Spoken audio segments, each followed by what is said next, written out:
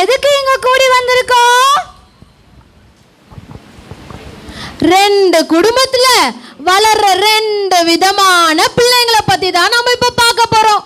அவங்க எப்படி வளர்றாங்க, அவங்க வாழ்க்கை எப்படி இருக்கு, அவங்க முடிவு எப்படி இருக்குன்னு எல்லாரும் பார்த்து தெரிஞ்சுக்கங்க.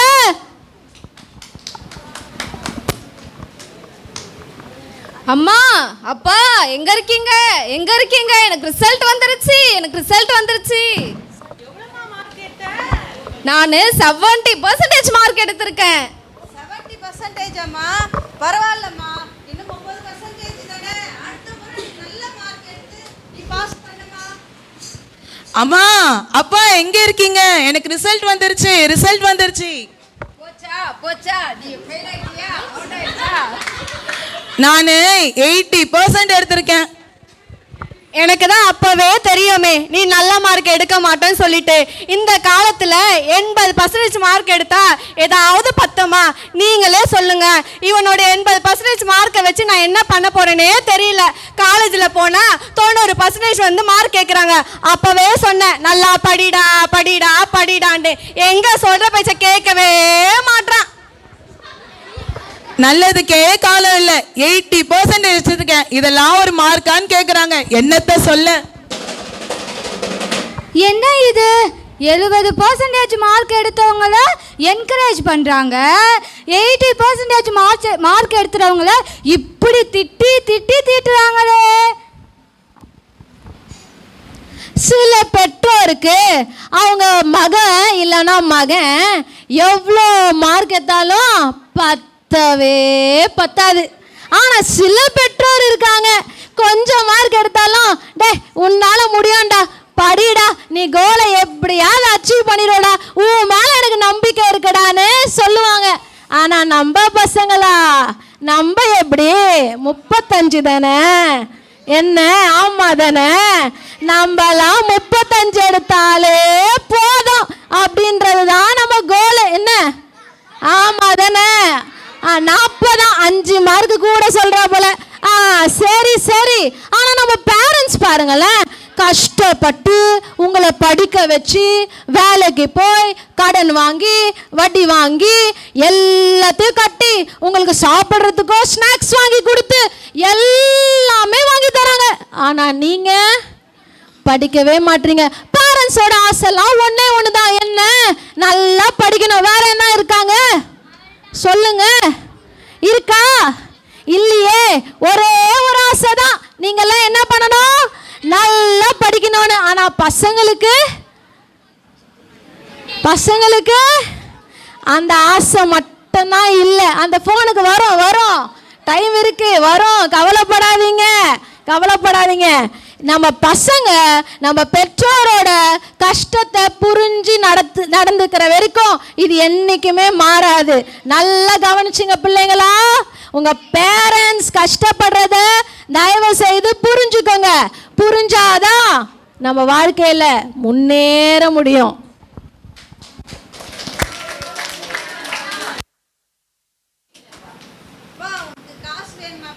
மொத்த காசை எங்ககிட்ட கொடுத்துட்டப்பா, இந்தப்பா நீ செலவுக்கு வச்சுக்கப்பா. அம்மா, எனக்கு எதுக்குமா காசு? உங்களுக்கே 1008 செலவு இருக்கும், என்கிட்ட 500 ரூபாய் இருக்கு, அந்த காசு போதும்மா. சம்பள கவரே என்கிட்ட கொடுத்துட்டம்மா, நீ செலவுக்கு என்ன பண்ணுவ? இஎம்ஐ இருக்கு, ஹவுசிங் லோன் இருக்கு, உன் தேவைக்கு நீ வச்சுக்கோமா. அப்பா என்னை சின்ன வயசுலேருந்து வளர்த்து ஆளாக்கி நான் ஆசைப்பட்டதெல்லாம் கேட்கும் போதெல்லாம் எனக்கு வாங்கி கொடுத்துருக்கீங்க, அவ்வளோ செஞ்சுருக்கீங்க. இப்போ இது என்னுடைய டர்ன்பா. நான் உங்களை என்னால் முடிஞ்ச அளவுக்கு பார்த்துக்கிறேன். 7000 ரூபாய் வேற கரண்ட் பில் வந்திருக்கு, என்ன செய்யறது?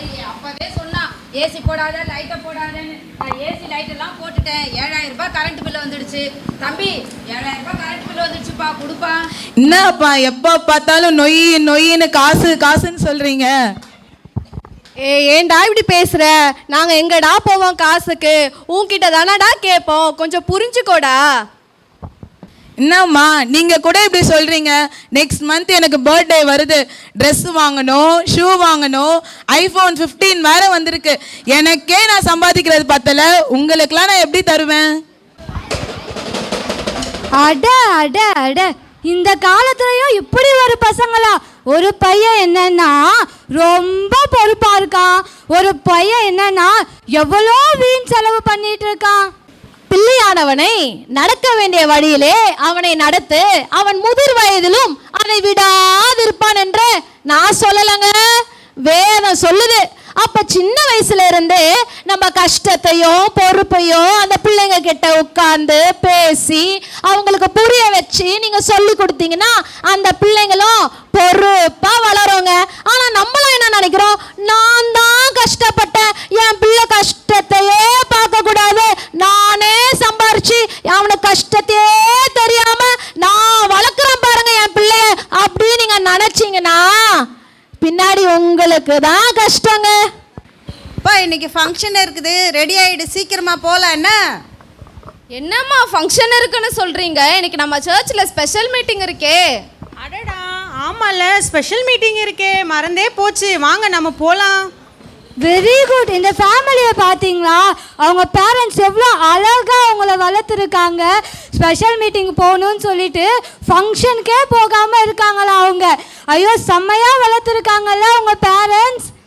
அப்பா, அடுத்த வாரம் 5 நாள் வேலைக்கு லீவ் போட்டு நான் பார்ட்டிக்கு போறேன். ஒரு 50,000 ரூபாய் எடுங்கப்பா. எடுங்க டக்குன்னு.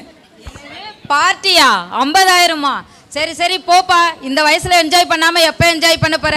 சரி என்ஜாய் பார்த்து பத்திரமா போயிட்டு வாப்பா. ஆமாங்க, அதே மாதிரி தான் பைபிளில் ஒரு வசனம் இருக்கு, பிரம்பும் கடிந்து கொள்ளுதலும் ஞானத்தை கொடுக்கும், தன் இஷ்டத்துக்கு விடப்பட்ட பிள்ளையோ தன் தாய்க்கு வெட்கத்தை உண்டு பண்ணுகிறாளாம். கரெக்டா சொல்லுது வசனம். தன் இஷ்டத்திற்கு விடப்பட்ட பிள்ளை தாய்க்கு வெட்கத்தை தாங்க கொண்டு வரும். நல்லா கவனிக்குங்க.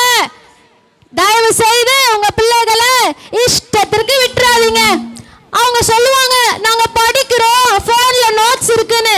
என்ன பண்றாங்க உங்களுக்கு தெரியுமா? குரூப் ஸ்டடின்னு சொல்றாங்க. என்ன பண்றாங்க உங்களுக்கு தெரியுமா? பேரண்ட்ஸ் வந்து சொல்லுவாங்க என் பிள்ளை எப்ப பாரு புக்கு கையுமா இருக்கு, ஆனா மார்க்கு பேப்பர்ல ஒண்ணுமே இல்லை. பிள்ளைங்க என்ன பண்றாங்கன்னு உங்களுக்கு தெரியாது, எங்க போறாங்கன்னு தெரியாது, கேட்டா பக்கத்துல போயிருக்கான்னு சொல்றது. உங்களுக்கு தெரிஞ்சதா என்ன? சமைக்கணும், வேலைக்கு போகணும், மீட்டிங் இருக்கு. நல்ல கவனிங்க. பெரியவர்களா இருக்கீங்களா? அப்பெல்லாம் எப்படி உட்கார்ந்து சாப்பிடுவோம்? எல்லாம் ஒண்ணா தானே உட்கார்ந்து சாப்பிடுவோம்? சொல்லுங்க. எல்லாம் தட்டுல ஒண்ணா போட்டு உட்கார்ந்து சாப்பிடுவோம். இப்ப அப்பா எத்தனை மணிக்கு சாப்பிடுறாங்க, அம்மா எத்தனை மணிக்கு சாப்பிடுறாங்க, பிள்ளைங்க எத்தனை மணிக்கு சாப்பிடுது? உட்கார்ந்து பேசுறீங்களா உங்க பிள்ளைங்க கிட்ட? பிள்ளைங்க சொல்றத கேக்குறீங்களா? நீங்க சொல்றத பிள்ளைங்க கேக்குறாங்களா? கேக்குறதே இல்லையே. அப்ப இஷ்டத்திற்கு விடப்பட்ட பிள்ளை தாய்க்கு சொல்லுங்க வெட்கத்தை தாங்க கொண்டு வரும். தயவு செய்து உங்க பிள்ளைகளை நோட் பண்ணுங்க, என்ன பண்றாங்கன்னு பாருங்க. போனை வாங்கி செக் பண்ணுங்க, அவங்க கிட்ட பேசுங்க. என்ன பிரச்சனை, ஏன் சாரா இருக்க? அந்த பிள்ளை எதனா சொல்ல வந்தா சும்மாரு, எனக்கே 1008 வேலை இருக்கு, எனக்கே அவ்வளவு பிரச்சனை இருக்குன்னு அழகா சொல்லி முடிச்சிடுறீங்க. அந்த பிள்ளை என்ன சொல்ல வந்துச்சு, அந்த பிள்ளைக்கு என்ன வேதனை, அந்த பிள்ளைக்கு என்ன கஷ்டம்ன்றது கடைசி வரைக்கும் நமக்கு தெரியறதே இல்லைங்க. இந்த ஜெனரேஷன் எப்பயோ மாறிடுச்சு. நீங்க உட்கார்ந்து பேசாத வரைக்கும் அந்த பிள்ளைங்க மனசுல என்ன இருக்குன்னு உங்க யாராலையும் கண்டே பிடிக்க முடியாதுங்க. இது மாற வேண்டிய காலம், இது மாற வேண்டிய காலம். அப்பா அம்மா எங்க இருக்கீங்க? உங்களுக்கு ஒரு குட் நியூஸ் சொல்ல காத்துட்டு இருக்கேன். என்ன, எங்கள் ஆஃபீஸில் நான் தான் பெஸ்ட்டு டீம் லீடர்னு சொல்லிட்டு எனக்கு எங்கள் ஆஃபீஸில் ஒரு வீடு ப்ரொவைட் பண்ணியிருக்காங்க. இங்கே பாருங்க, அதுக்கான சாவி. சூப்பர்ப்பா. கடவுளை தேடினா நம்மளுக்கு இது முதலிடம் கொடுப்பார் ஏசப்பா. தேவனை தேடின நமக்கு ஆண்டவர் குறை வைக்காம மேன்மையா உயர்த்தி வச்சிருக்காங்க பாருங்கப்பா. ஐயோ அப்பா அம்மா போச்சு, என் லைஃப் போச்சு, என் வாழ்க்கை போச்சு. 5 நாள்ல எனக்கு இருக்கிற எல்லாமே போச்சுமா. அம்மா எல்லாம் போச்சு. என்னடா சொல்ற? என்னடா போச்சு? 5 நாள் லீவ் போட்டு பார்ட்டிக்கு போனதால என் வேலையே போச்சுமா. போச்சே போச்சே. அப்பவே சொன்ன இந்த மனுஷனை எங்க கேட்டாரு? பையனுக்கு செல்லம் கொடுத்து வளர்க்காத வளர்க்காத வளர்க்காத சொன்னேன். இதுல 50,000 ரூபாய் வரை கொடுத்து அனுப்பிச்சிருக்காரு. ஐயோ போச்சா போச்சா நானே செல்லம் கொடுக்காதன்னா நான் அதிகமாக செல்லம் கொடுத்து நானே என் பிள்ளையை கெடுத்துட்டேனே. ஐயோ எல்லாம் போச்சே, நான் என்ன பண்ணுவேன்னு புரியலையே. வேதம் சொல்லுது, முதலாவது தேவனுடைய ராஜ்யத்தையும் அவருடைய நீதியும் தேடுங்கள், அப்பொழுது இவைகள் உங்களுக்கு கொடுக்கப்படும் என்று. ஆமாங்க, நம்ம முதலாவது யாரை தேடணும்? தேவனை தான் தேடணுங்க. அவருக்கு முக்கியத்துவம் கொடுத்தீங்கன்னா உங்களோட வாழ்க்கையில கண்டிப்பா உயர்வு, மேன்மை, ஆசீர்வாதம் தானா உங்களை தேடி வருவாங்க. நீங்க கர்த்தருக்கு முதலிடம் கொடுக்காத வரைக்கும் உங்களுக்கு உயர்வும் கிடைக்காது, மேன்மையும் கிடைக்காது, ஆசீர்வாதமும் கிடைக்காது. ஏன் பிள்ளைங்க என்ன பண்றீங்க? படிக்கிறதுக்கு முன்னாடி ஜெபிச்சுட்டு படிக்கிறீங்களா? இல்லவே இல்லையே. நேரா புக் எடுத்தீங்கன்னா எப்படி படிப்பு வரும்? வராது. நீங்க என்ன பண்ணணும்? ஆண்டவர்கிட்ட எனக்கு ஞானத்தை தாங்கப்பான்னு கேட்டுட்டு ஆரம்பிச்சீங்கன்னா ஞானத்தை தருவாரு. வேலைக்கு போறதுக்கு முன்னாடி என்ன பாதுகாத்து கொள்ளுங்கப்பா, அதிகாரின் கண்ணில் தயவு கொடுங்கப்பா, நான் கொடுப்பாரு. நீங்களும் அதே மாதிரிதான். எங்க எது செய்தாலும் முதல்ல அவருக்கே முதலிடம் கொடுத்தீங்கன்னா உங்களுடைய லைஃப்லயும் கண்டிப்பா உயர்வு, மேன்மை, ஆசீர்வாதம், உங்களுக்கு ஆசைப்படுற எல்லாமே கிடைக்குங்க. வேற எதுவுமே இல்லை. மறந்துடாதீங்க. தேவனை முன்னிலையில வைங்க. உங்களுடைய லைஃப் எப்பவுமே blessing தான். வெற்றி வெற்றி வெற்றி நமக்கே, வெற்றி வெற்றி வெற்றி நமக்கே. தேவன் பின்னால் செல்வதால் வெற்றி நமக்கே, தேவன் பின்னால் செல்வதால் வெற்றி நமக்கே. தீமைகளை வெறுத்திடுவோமே, தீமைகளை வெறுத்திடுவோமே, தீய வழிகளை தாண்டிடுவோமே, தீய வழிகளை தாண்டிடுவோமே, பாதை மாறாமல் வாழ்ந்திடுவோமே, பாதை மாறாமல் வாழ்ந்திடுவோமே, பாவங்களை வெறுத்திடுவோமே, பாவங்களை வெறுத்திடுவோமே, தீய வழிகளை மறந்திடுவோமே, தீய வழிகளை மறந்திடுவோமே. இயேசு பாசம் நம்மை வென்றுவிடுமே, இயேசு பாசம் நம்மை வென்றிடுவோமே, வாழ்க்கையிலே முன்னேற்றம் கண்டிடுவோமே, வாழ்க்கையிலே முன்னேற்றம் கண்டிடுவோமே. வெற்றி வெற்றி வெற்றி நமக்கே, வெற்றி வெற்றி வெற்றி நமக்கே. இயேசு பின்னால் செல்வதால் வெற்றி நமக்கே, இயேசு பின்னால் செல்வதால் வெற்றி நமக்கே. வெற்றி வெற்றி வெற்றி நமக்கே. வெற்றி வெற்றி வெற்றி நமக்கே. நன்றி.